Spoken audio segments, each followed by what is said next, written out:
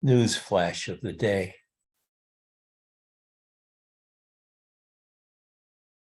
You are not of this world. Everything you see, hear, taste, and touch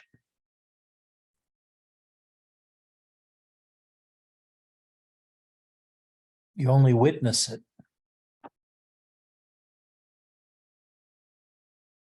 Your body is not who you are essentially, nor your mind.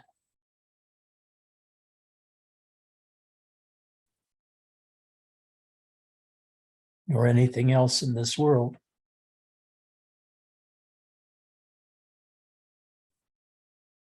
Think of yourself as the observer and examine your experience to see if I'm right.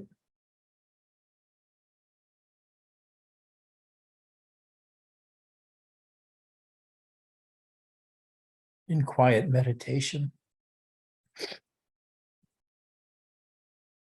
observe your body, feel your body, and decide for yourself whether it's really you or not. And how do we do that?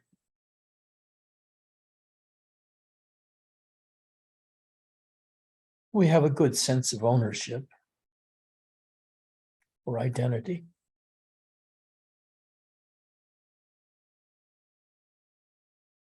When you imagine the body or you sense the body,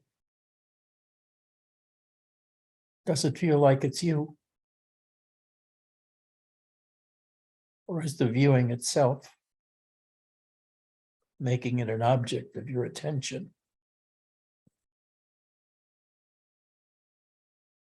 The same thing with the mind. After you've meditated for a while, you acquire an ability to be somewhat distant from it. At first, when you watch the mind, your mind, you'll see how trivial it is, how it talks to you all day long about the most trivial issues. What are you going to have to eat tonight? What are you going to have to eat in 5 minutes? What did you wish you didn't have to eat before?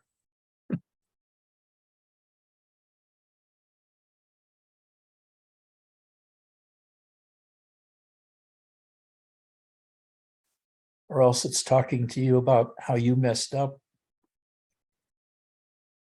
or someone you know messed up or did good.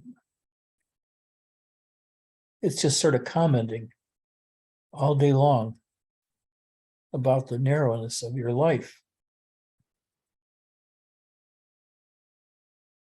So when you can let go of that narrowness, of that identification with your mind,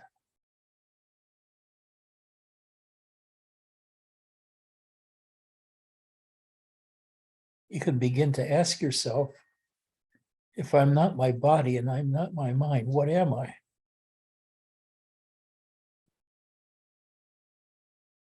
Now,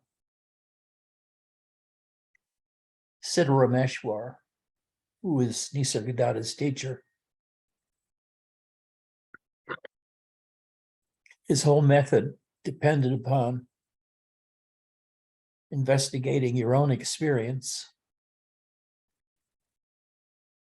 And in that investigation, look for who or what you are, what your fundamental identity is, where your sense of home is, where your sense of belonging is. It's not in the body. And it's not with the mind. You're kind of a vast awareness, which is, because of its location, where you are, is usually preoccupied with your imaginary surroundings. And you focus on your little life rather than the bigness of the totality of consciousness. Well, this is all right, this is how most people operate. They accept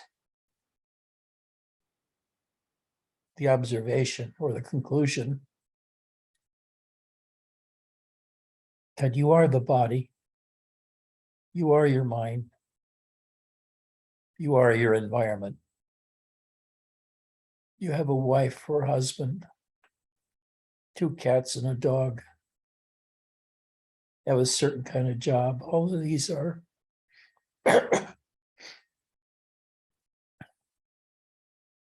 really, really external to who you are really, which is at your core. So Siddha Rameshwar wanted people to turn their attention inwards and dive within, just like Robert says. And dive within doesn't mean staying in the now or staying in the present. It means pretty literally to dive within. That means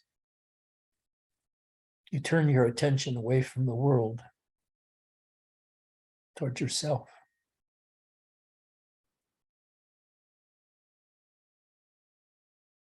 You become your everything.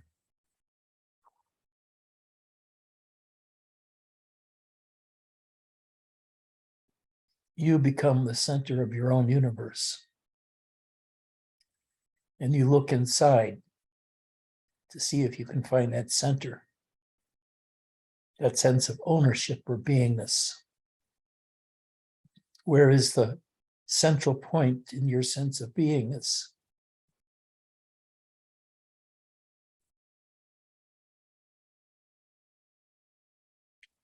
Now, you won't find it. There is no central point in the feeling of beingness. But you got to try and drop deep into your consciousness and start exploring that vast realm within, which leads to the conclusion that your body is not you. It's something you inhabit or witness. Your mind is not you. Again, it's something you witness. Now, most ordinary people won't see things this way.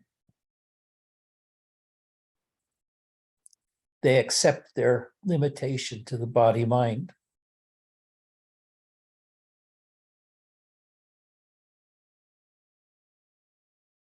They believe they're very limited.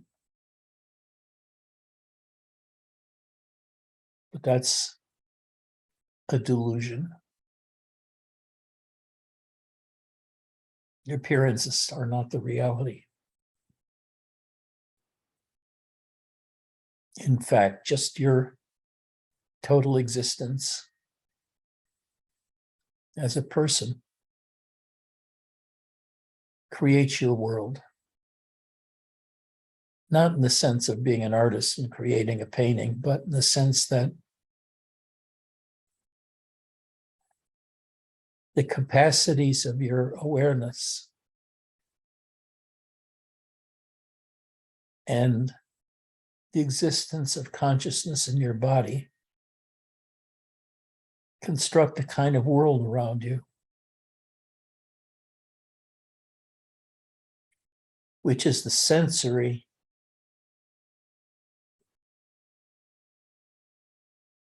imitation of whatever is going on in the external world, really, apart from perceptions. You see, perceptions, at least this is the conclusion most of us reach, knowing about Western science and Western psychology, is that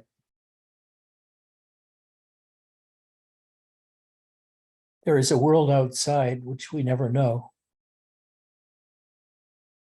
All that we know is the images our body and mind create of it.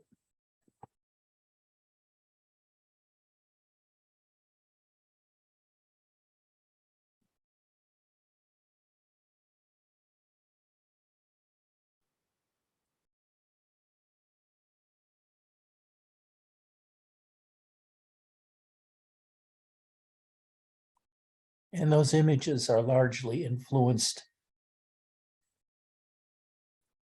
by the bank of previous knowledge that we grew up in and still retain to this moment that teaches us about the nature of the external world. And science says the world we perceive is not the real world.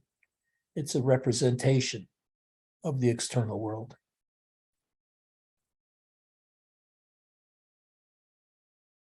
By the same token, what we perceive inside of ourselves is also a result of the equipment through which we're conscious.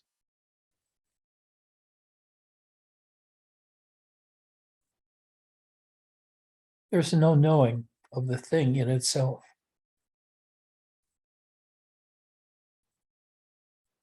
Including us.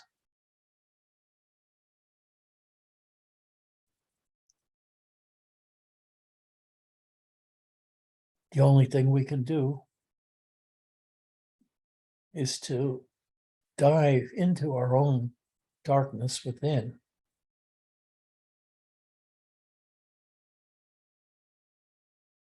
And keep sinking inside until the world disappears.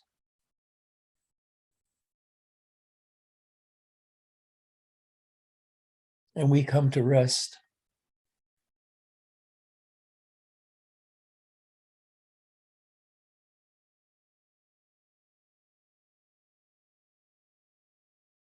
At the level of basic awareness, where there's no mind,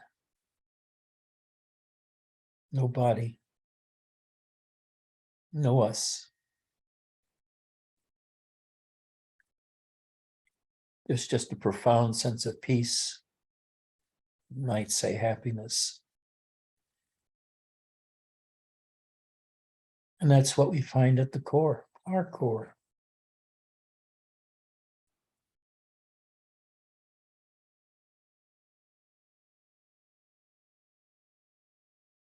This is the fundamental witness state.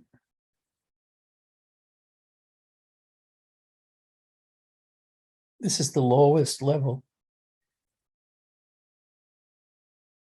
of consciousness or of awareness, of just being aware.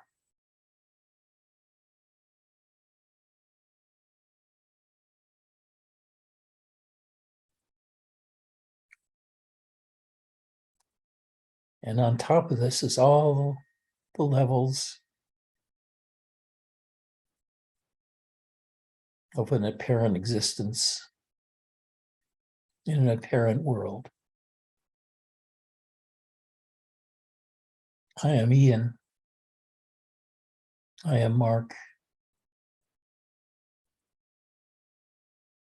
I am Spencer or Eric or Michael or Vesselina. With all the ideas and experiences that are generated by this concept.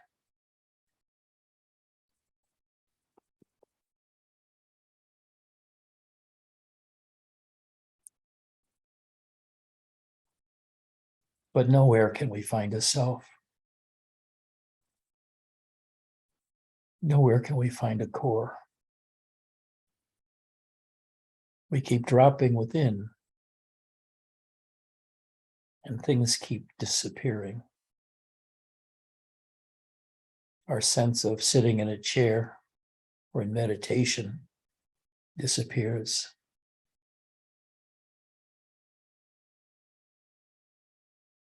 And after a bit,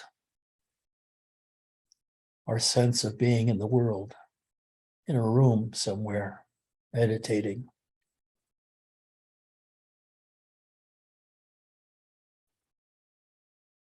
After a while, we even lose awareness of our bodies. By then, the mind has long been lost and doesn't show itself at all.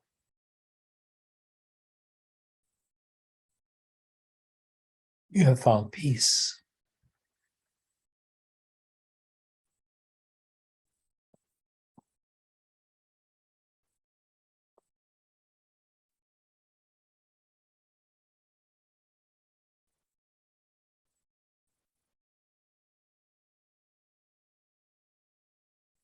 And there you can rest for a while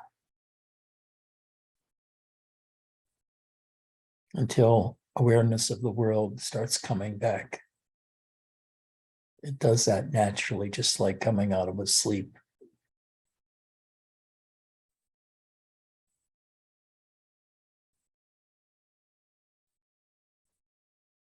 Our attention, or the center of our attention,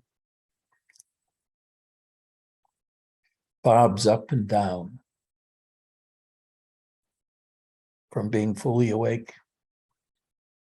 as a human being involved in the world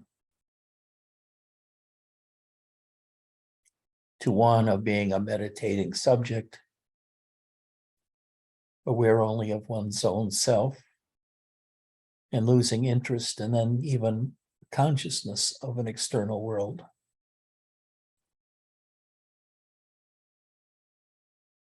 At night, the world and I totally disappear.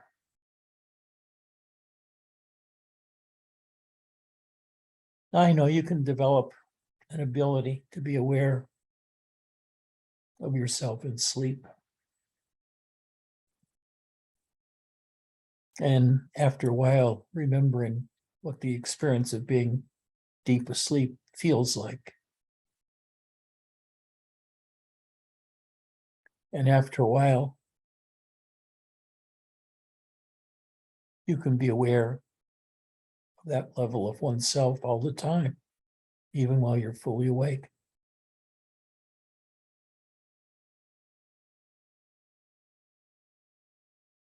It's like that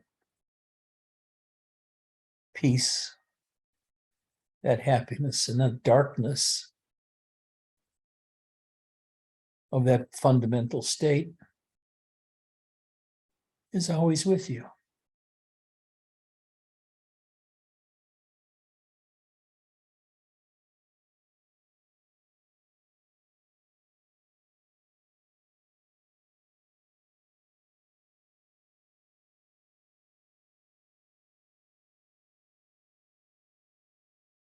The world and your body are all your own creation. That is, just by your existence and being an alive body, consciousness arises, and consciousness apprehends the supposed world.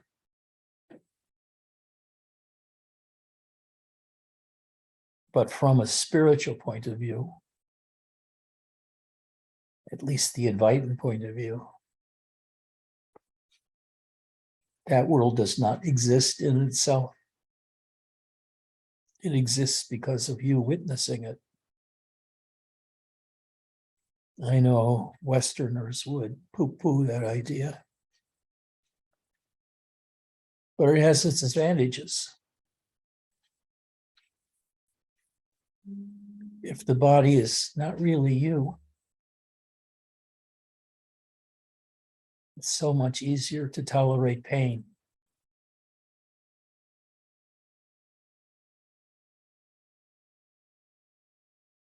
Because it's not happening to you, it's happening to your body. And you can witness it impersonally. Almost like something happening to somebody else. Because you realize it's not your pain, but your body's pain. And as such, if you can disidentify with the experience of pain to such a degree,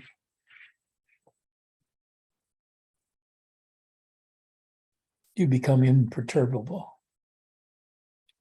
Not only physical pain, but emotional pain.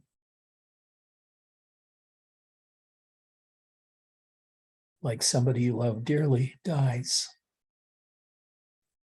And the grief can seem overwhelming.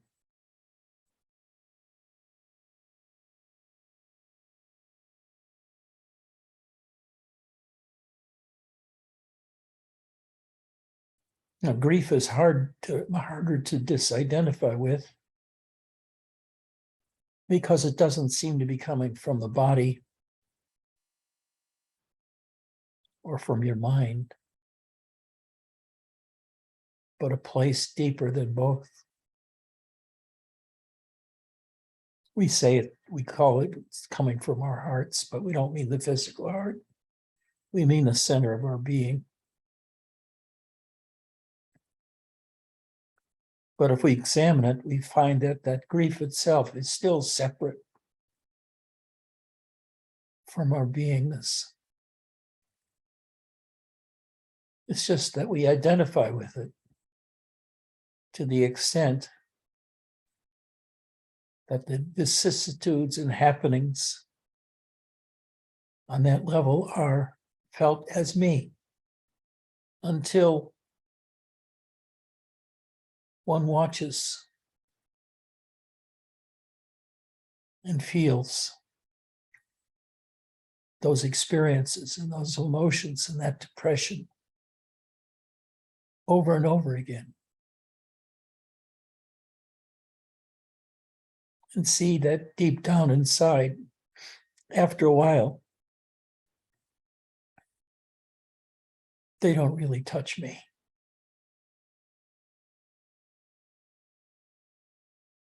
What happens then is people around you begin to think you're a cold duck, not reacting like they do to personal problems or national catastrophe.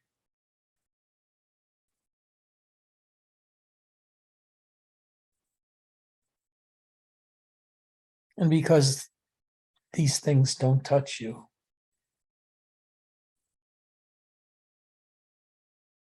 you're a natural source for giving comfort to others.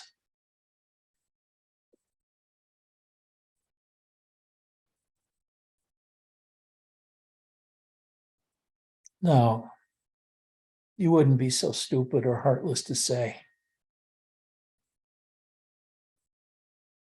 don't worry about this.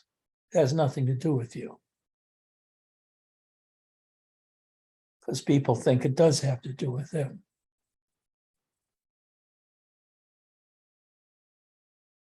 But what you can do is remain quiet and supportive, knowing that they are suffering from a delusion, but not trying to challenge their delusion. Give them some comfort to make them rest in their pain.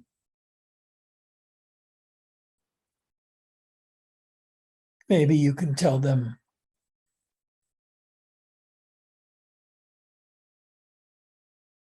to observe deeply what their grief is like. Dive into it. Let it in fully. Because it cannot hurt you. Some people may actually listen and dive into their grief rather than fighting. Many, many, many people, instead of feeling grief or depression, run from it through countless activities involved in the external world. Alcoholism, drugs, and 1,000 ways to divert our attention from whatever's going on inside of us to attend to something else.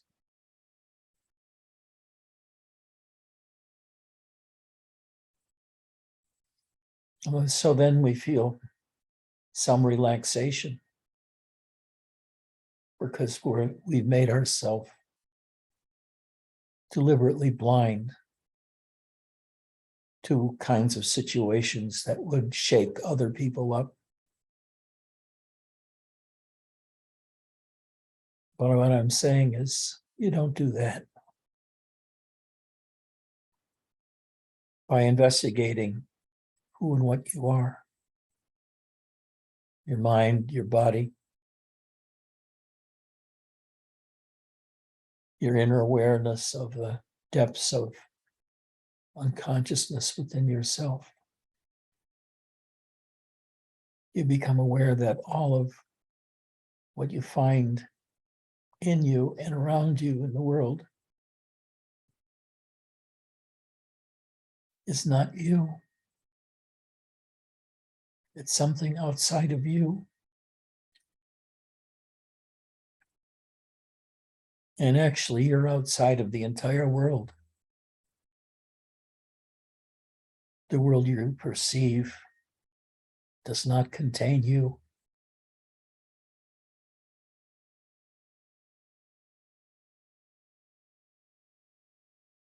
Sometimes teachers use the term projection. It's projected from you, as if you have the authority to consciously create an external world and populate it inside of your perceptual field. That's not how it goes. You have a human body, you have a human mind, human sensibilities, human desires. All of these things are baked in. You all formulate and create what you experience as an individual. But when you dive deep into yourself, you'll find there's nothing there. There's a lot of emptiness. And in that center of emptiness, there's more emptiness. And yet you are aware of that emptiness, but are not the emptiness. Although you come from emptiness, in a sense.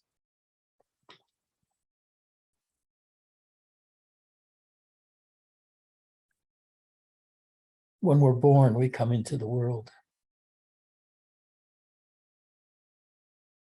I guess, and I have no idea because I don't remember, that we have absolutely no knowledge of what the fuck's going on. Well, I still don't. But it's even more so as an infant. Because suddenly, shockingly, you're in a different environment than inside the womb. How the hell that must shock you to be thrust out of nirvana into chaos of light and dark and noises and sounds and sensual feelings of the body, hunger,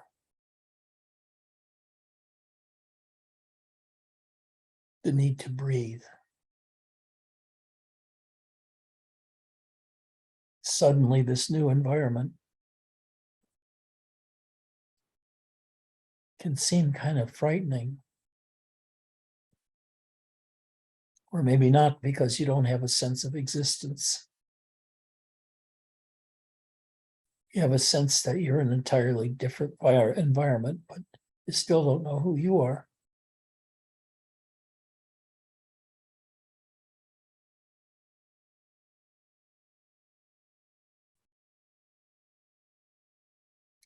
The closest you can come to that answer of who or what we are, all that you can say is nothingness, because you can't find any somethingness.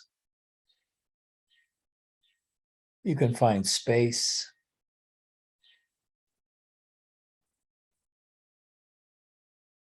You can find mind, thoughts, thinking. You can observe a room around you. You can investigate, and investigate.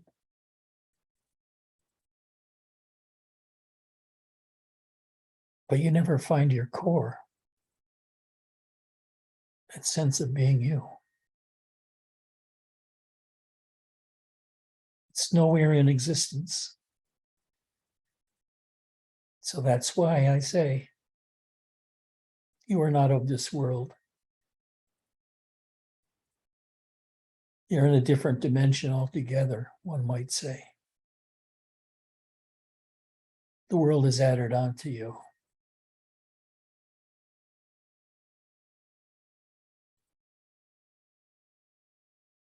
You could explore your world that you perceive all you want. And you'll never find a self.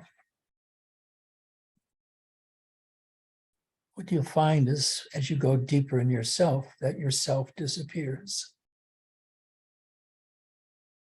Identity disappears. Gradually, we're consumed by darkness and nothingness.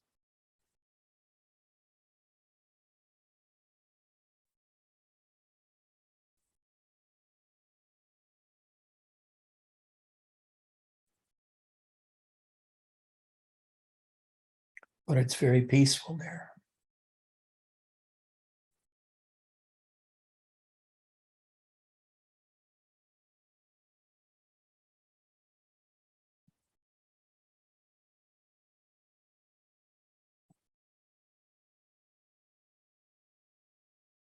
You are not of this world. I won't say the world is your creation, because you, as your identity, you don't know what you are, let alone what the world is. But your body, mind, and experience, and the milieu around you of education, etc., creates a matrix for you to fit in.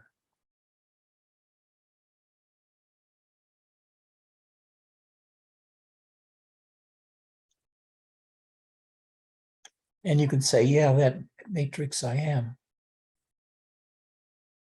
But you're not.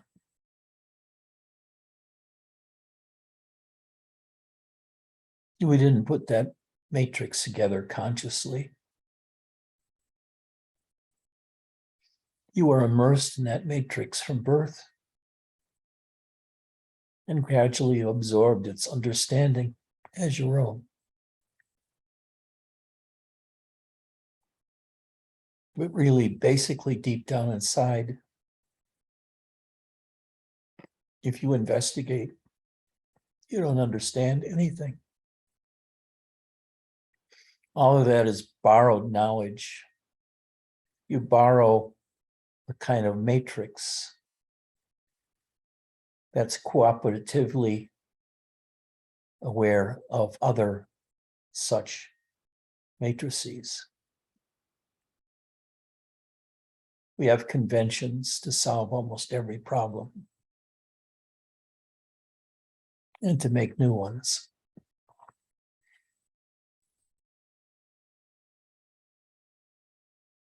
You literally don't exist. Not in this world. You're your own little island.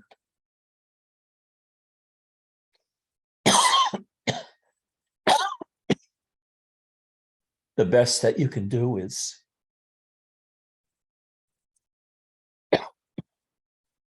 dive into the depths of your own awareness to find out that you don't exist in any really real way. What you have is an awareness that reveals the world and your own body and your own mind, but itself has no center. It's around you everywhere, this awareness. It's inside of you everywhere. You kind of can search for the heart of awareness.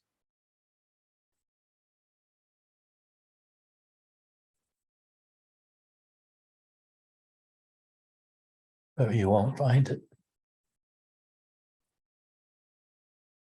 What happens when you search for the heart of awareness is you experience wonderful things, enlightening experiences.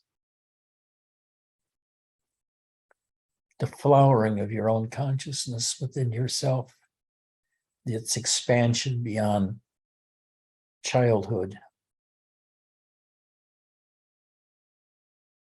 into being a fully functional and responsible human being. And the more you do that, the more tied in you are with the world again. And the only real thing that bothers you is the thought of death. Because when the body dies, everything about you dies too. Your mind is no longer there.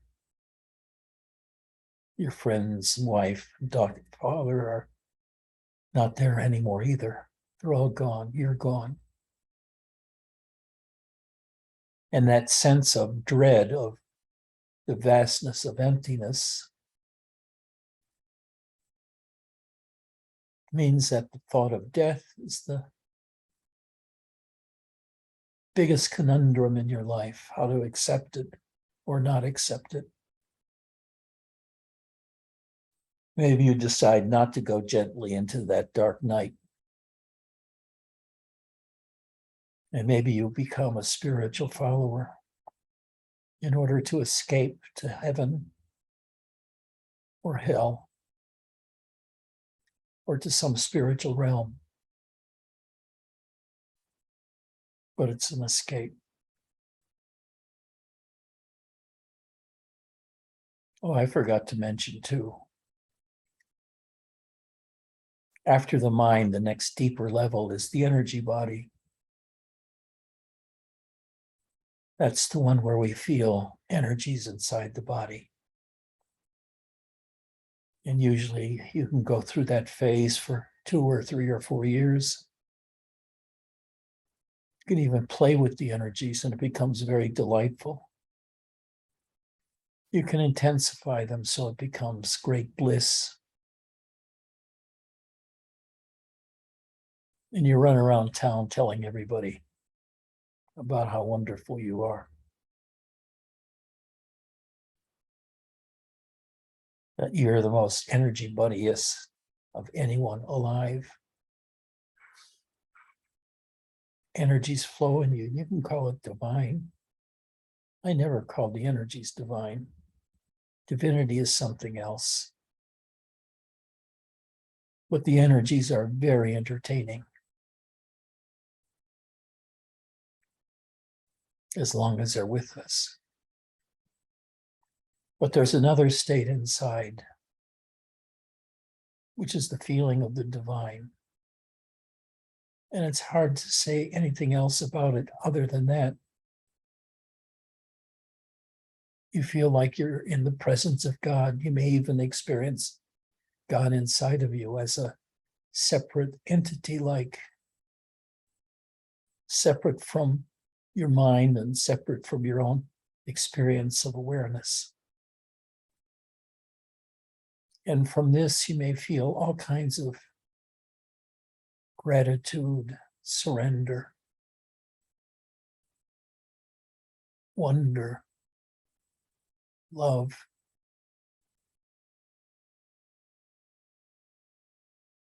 But even this state doesn't last. As you go lower and lower, you experience less and less.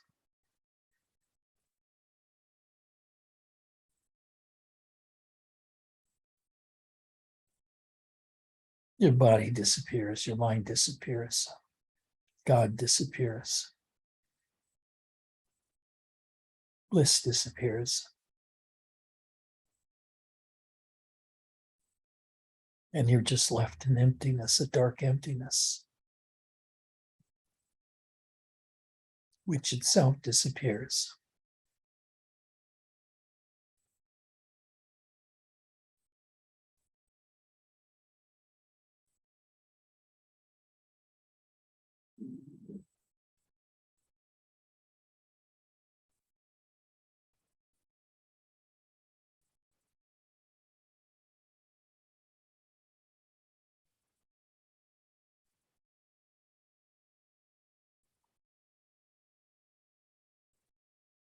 I urge everybody to read Siddha Rameshwar, Nisargadatta's teacher, because he fully explains the experience level of each level inside of us.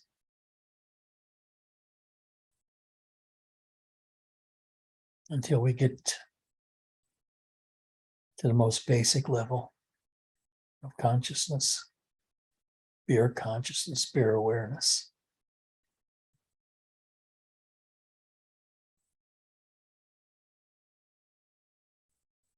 Siddha Rameshwar is a lot easier to read than Nisargadatta.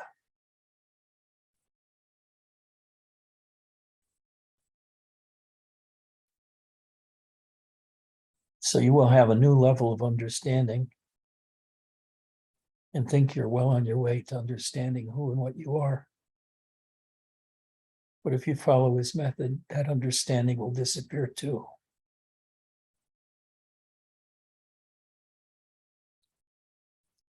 But it has value as, for a while, it gives you a temporary sense of security. As your world expands and yet gets more distance, the new level is close at hand to you. But the old level of being aware of your life in this body and being in a world with makes all kinds of demands on you disappears.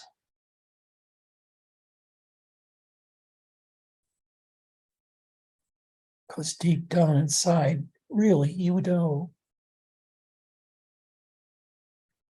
that this world is not you. It's something you experience. In the same way, your body is not you. Your mind is not you. They're just objects to you, the witness. They never come into that center.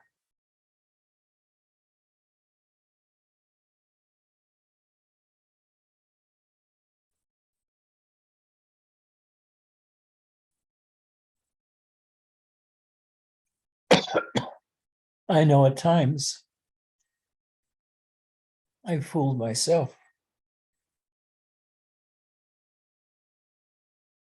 such as when I first understood the concept I am. I ran around telling people I am.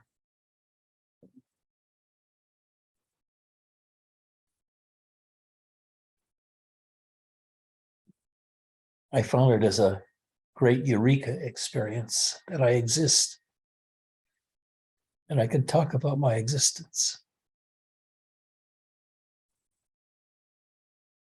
But that's not really the truth.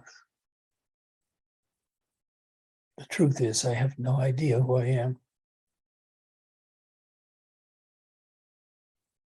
or what the different states mean. For me, they don't mean anything. They're just there.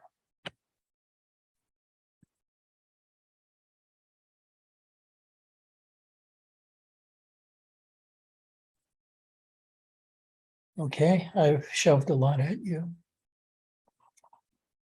for the last 50 minutes. Do you have any questions or comments? Both are equally welcome.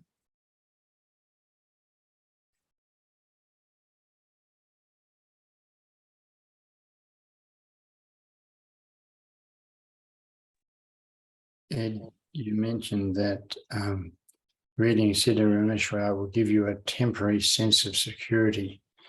So am I right in assuming that the sense of security is not the normal state? Yes, so true. Good summary.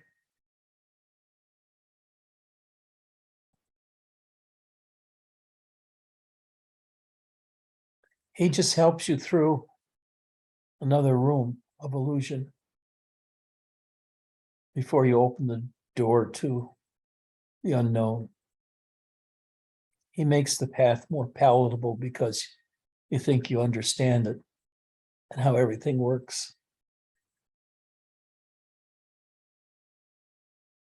But your real state is not knowing shit. You never did know shit. You never will know shit.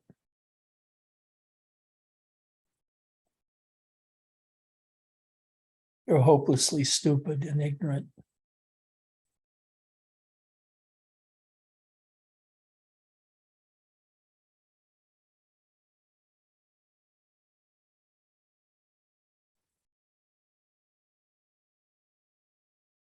From one hopelessly stupid person to another.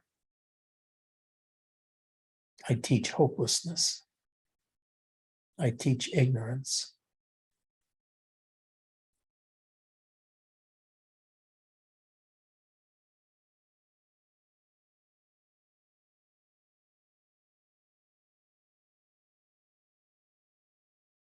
I guess I certainly would fail at being a Christian teacher, promising heaven and a surrender to Jesus, to letting Jesus in my heart and let him run my life for me, because I know that would be only imagination. I'm making shit up in order to feel better.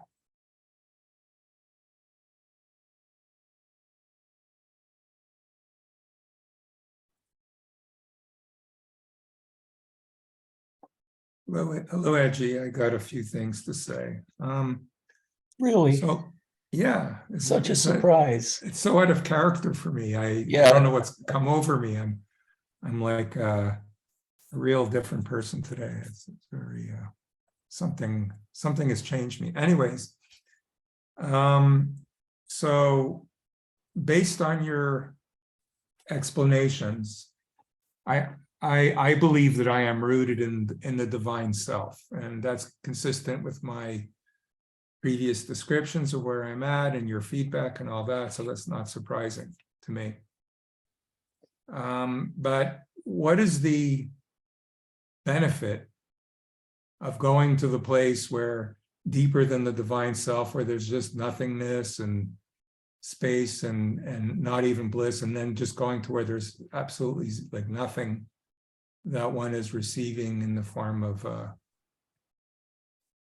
in that form, like one is just nothing. Like what is the benefit of going deeper, in your opinion? There's no benefit whatsoever, except to escape from the entirety of the whole Right. process, including escaping from the divine, which is a temporary benefit, which lasts maybe till the end of your life. And then what? Now I'm getting you used to nothingness and hopelessness early on, so that you can just drift and be a bum with no So, purpose. You can go down and live on the beach from now on with nothing to do. Just is it, panhandling. am I right to say that the benefit is that one is escaping from the last few subtle nets of illusion Yes, into what really is happening, into reality of self yeah, or the reality of non-self? yeah. You can say that.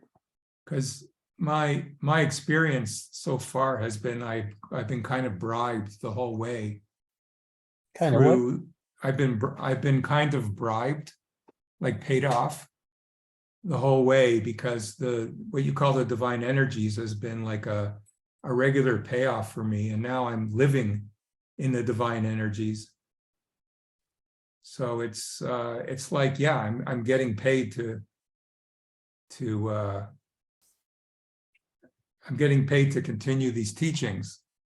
Eventually, though, to go deeper, I need to surrender the bliss, the feeling of okay. So You don't have to surrender anything.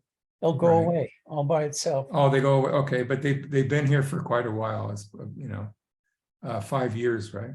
But that you go, that's nothing. Give it 20 years, right? Right. Like don't be so impatient. Have a longer timeline. It'll go when it needs to go, or when it's ready to go.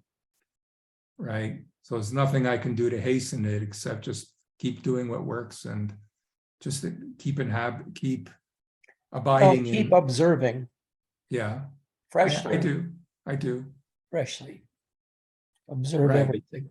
Right. And Your body, your in mind. order to observe freshly, one has to let go of what one thinks one understands. Yes. You have to become a dumb fuck. Well, I don't have a lot of problem with that.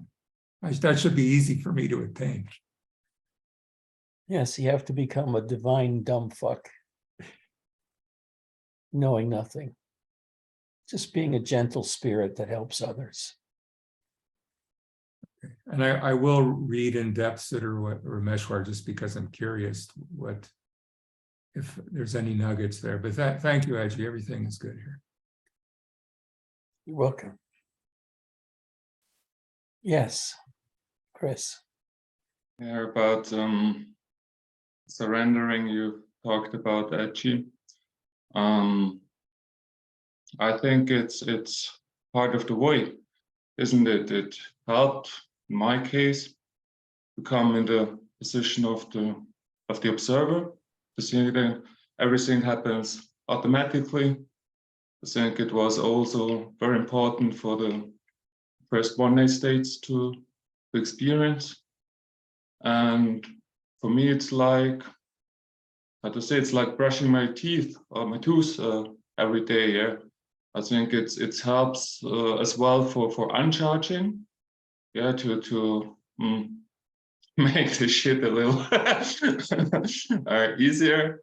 And I have a feeling that the whole point, at last, at least for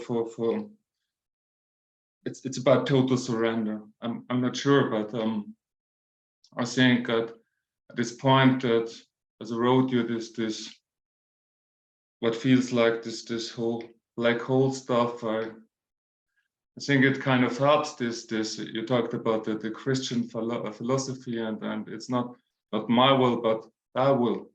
Yeah, that's kind of surrendering for me, and it's part of the way at so many years, 10, 11, 12, and yeah, it's so normal, like as I said, brushing my tooth every day. And yeah, don't know. Maybe it's not important at all, yeah. But yeah, can you talk a little bit about this surrender or total surrender as you Well, talk to I never guide use that term. within I never you? use that term surrender because it's kind of got a background of many generations and many different traditions about what it is and how to do it.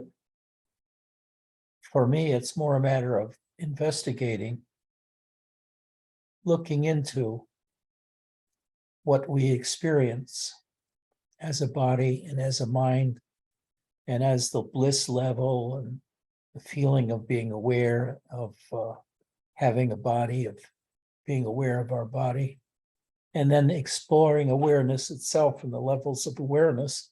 There's no talk of surrender whatsoever. That's a different concept. That's a different kind of spirituality. Now, Robert talks about it sometimes because it can fit together with jnana, which is understanding things the way things are. Surrender or bhakti goes together with it, but it's not really part of the jnana trip. It can help, but I don't know what the hell you mean by surrender or how you think of what surrender is and how you do it. How do you surrender?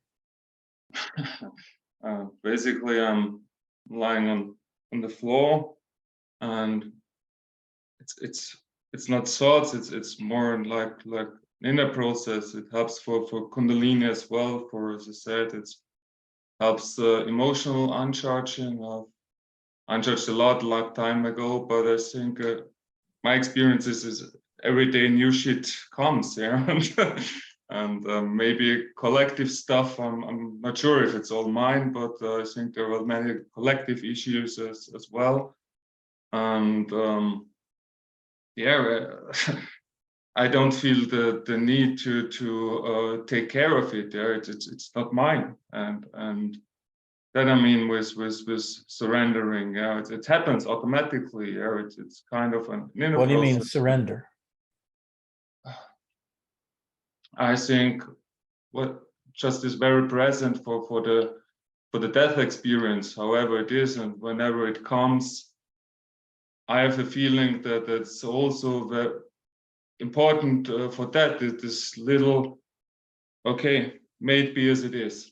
Yeah, this kind of surrendering. Just not sure how to put it in words. That's Well, not really. I not really always say, I repeat many times a day, and every satsang is just relax, consciously relax.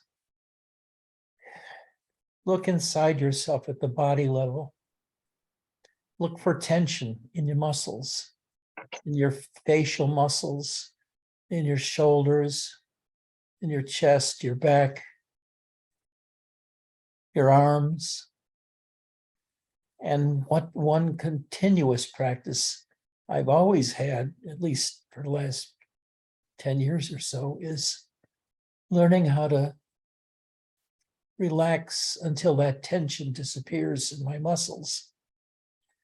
And I guess that could be called surrendering too, but I would never use that term surrender for relaxation.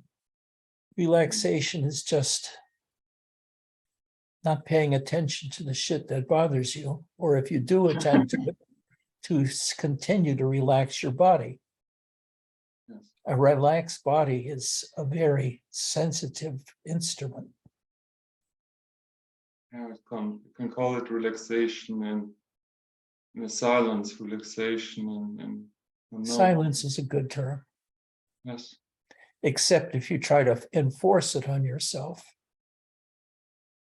by shutting down the mind. When you see a thought coming up, you just push it away. I did that for a long time, and I got even more stupid than I am now because it's just like brutalizing the mind using another part of the mind. Yeah, so thoughts aren't really the issue. Many years ago, there are not many thoughts I consciously recognize or see. But no, it's more. I don't know. I think other stuff is more relevant at the moment. Sure. It's the mind is, yeah, it's more or less, or the thinking mind, the thinker is more or less wired. Sometimes thoughts come up, but yeah, The that's not thinking really. mind is the bane of our existence. What? The thinking mind is the enemy of our existence. Yeah. Hmm. But you can't just slam the door on the mind. You just have to detach yourself from the mind by watching it. And after a while, you'll see that you're watching the mind and you're not the mind itself. Bernadette, do you have anything to say? I like watching the mind, but also watching all the other levels too that you talked about, the energy levels and the everything, and feeling none of it is really me, just being, I guess, like an observer. But when you were talking, there was a point where I just felt like nothing of substance, a place where it's so wonderful because there's no expectations on me. I'm untouchable, unhurtable. It's a reward in itself, I guess. Like when Mark said, what's the benefit? I think sinking down there and just not having any stress is, but I guess I just move between those levels and just keep observing it and knowing it's not me. And I don't know. Thank you for that talk. That was really, really helpful. Thank you. Mhm. Ian, you keep shaking your head. So what are you agreeing with? What is your experience? I'm experiencing surrender as just simply allowing the Shakti to do the work, and letting go of any idea of outcome. Is that progress or deeper states or anything, any of the ideas that my mind had about what enlightenment, awakening, realization should look like. And I'm finding a lot of peace in that, even though it appears my day is the same day as it's always been. Shit happens, but I am able to sit back and observe. And there is a faith coming in that the Shakti is doing the work and in fact is presenting me with every situation, good or bad, for the best purposes of my transformation. So surrender for me is giving up on any idea of goal. No Any goal. idea of what? Goal, a spiritual goal. And recognizing through my experience that the Shakti is really doing the work for me, and it's perfectly tailored in every way. So it makes days very interesting, watching it play out, and I'm able to see now. It's like the Shakti will produce something that it knows I need to look at. And for a moment, I don't realize that I have to look at it. And I'm completely enveloped in all of the emotions that come up. And then in shorter and shorter time, I'm able to see, oh, yes, that's what's going on again. So, yeah, it's so for me, surrender is giving up on any goal of, the grand awakening or, the final moment and blah, blah, blah, blah, which I've hung on to for 30 years.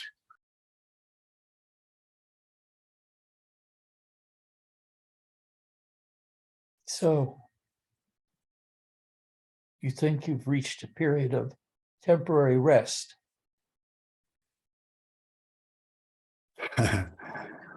Would that be true? I don't know. I'm able to just enter a day.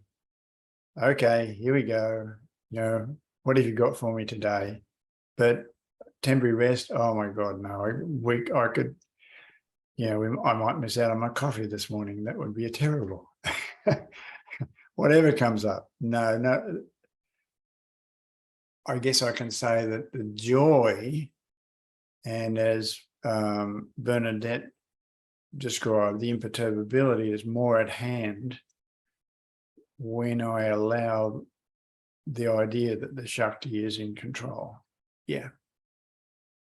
It becomes the background of my experience.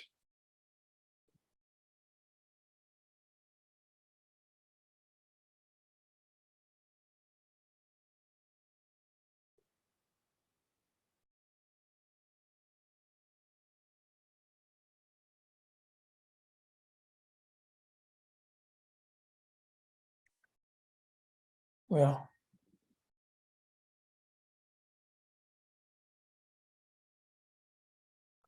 my bladder is talking to me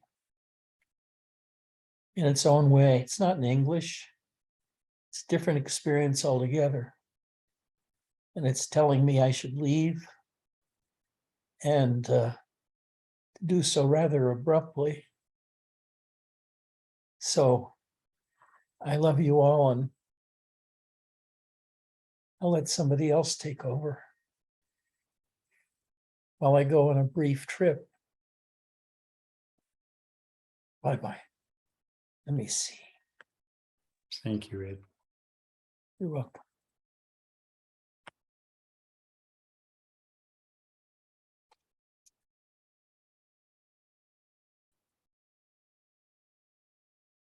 Bernadette and Chris, can you take over?